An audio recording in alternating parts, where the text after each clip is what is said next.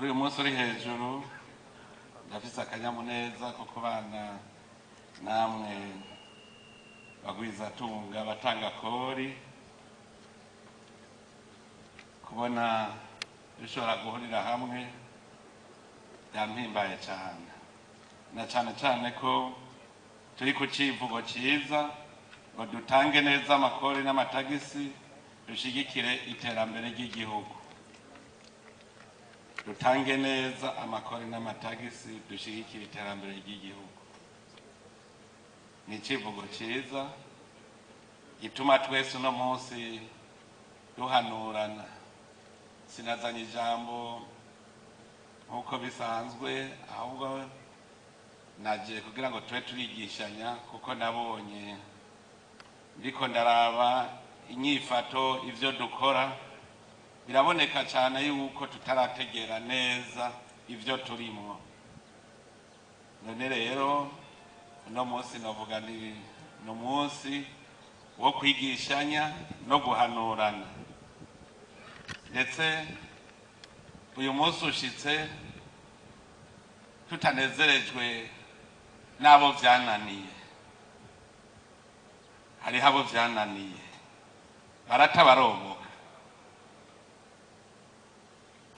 ntibiryoshe na bukebuke kubona wewe nyene kugushaka kwawe wiha intumbero akaranga muntu ko ukora umugwizatunga ari wewe wavyiyumviriye hanyuma watangura bigaca bigutakuwa amazi ugatukomoka. Irababaje. Ego udutesheje umwanya kuko turiko turaharura ibikorwa bizokorwa n'inzego z'igihugu mu mwaka baba bashizemwo amakori n'amatagisi uzotanga. Iyo rero wadusutse urumva ko ubugize nabi kuko imigambi y'igihugu icipfa yose. Muga ivyo vyose bobo ababigira ntibabona ingaruka zavyo kuko ntibazi n'ico amakori n'amatagisi akora, ntibazi ko igihugu baba bagitembagaje.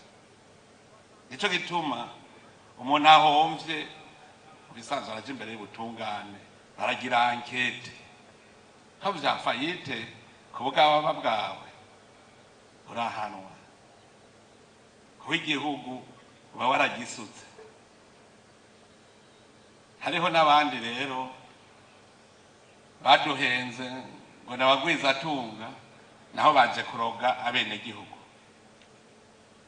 akavuga ngo n'umugwizatunga ariko akora ibintu biroga abenegihugu, abarozi.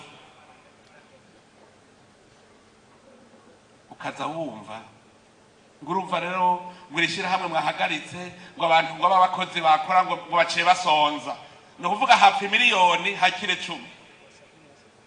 None jewe munyita se barundi no kingirane nkingire abantu 10 bariko bararoga amamiliyoni. Birababaje. Mugabo naho nyene namwe bwenda bagaruke ko hari rabo nabibwiye ngaha bishika gute ko ubuhingura ibintu vyiza hagacaza umuntu ahingura uburozi bukitwa ivyo nyene nawe uhingura ntiwigera umuvuga. Kandi muzi yuko na concurrence de royale ihanwa mubizi bagacafuza igicuruzwa cawe. Nabonye bajya bacuruza jenjembe, abantu bagacafuza ikinyobwa ca jenjembe ari huri ukinumira